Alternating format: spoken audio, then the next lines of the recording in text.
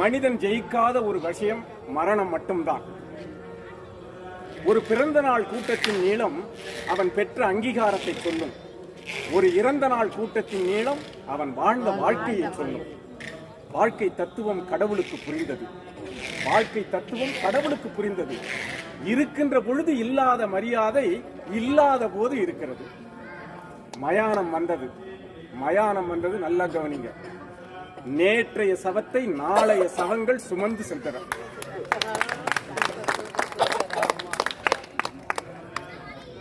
கடவுள் யோசித்தான், இறப்பென்று ஒன்று இல்லாது இருக்குமானால் இந்நேரம் மனிதன் கடவுளையே கொண்டிருப்பான். பாவம், ஆடிய மனிதர்கள் உறங்குவதற்கு செய்த ஆடாத தொட்டில்தானே மயானம். அந்த வேலை முடிந்து சென்றது கூட்டம். இது ஆறறிவு ஓய்ந்து அடங்குகிற